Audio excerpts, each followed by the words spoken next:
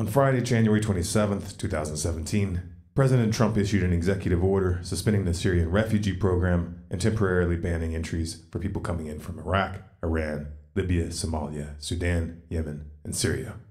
The backlash has been fierce, and public figures from around the world have voiced their outrage.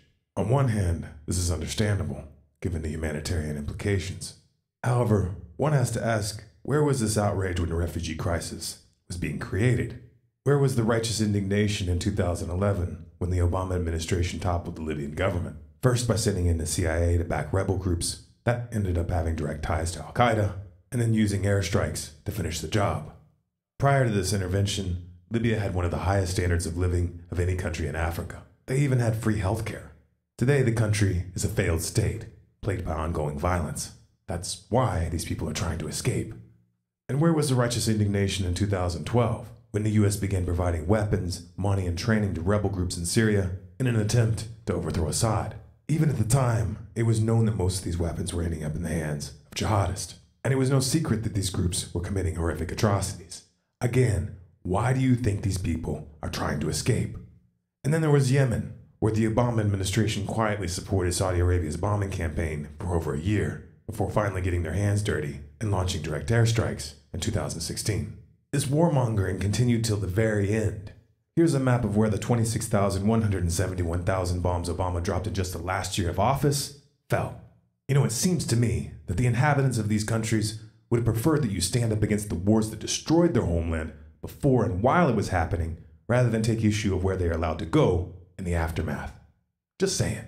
None of this is a defense of Trump's order. It doesn't make any sense that Iran be included on the list, while Saudi Arabia, United Arab Emirates, and Egypt get a free pass, especially considering that Saudi Arabia is the most prolific purveyor of Wahhabi extremism in the world. Unless, of course, you look at this through a geopolitical lens, which brings us back to the real crux of the issue: war. After 8 years of covering for Obama's foreign policy, the left already has a credibility problem. And the current strategy of throwing temper tantrums at Trump's each and every turn, which started before he took office, isn't helping. Inside your echo chamber, you might feel like revolutionaries, but from the outside, your selective outrage reeks of hypocrisy and lowbrow partisanship. You're also burning through your ammunition before the battles that are really going to count, like another war or an expansion of police state powers. Make no mistake, Trump is just getting warmed up. Break the echo chamber. Share this with someone who needs to hear it, or with someone you think might already get it. This video is Creative Commons. You have permission to download, copy, and distribute it by any means. If you would like to support our work, you can donate at stormcloudsgathering.com/donate. You can find the transcript, sources, and original video at stormcloudsgathering.com at the link below. For more, subscribe to Storm Clouds Gathering on YouTube and follow us on Facebook, Twitter, and Google+.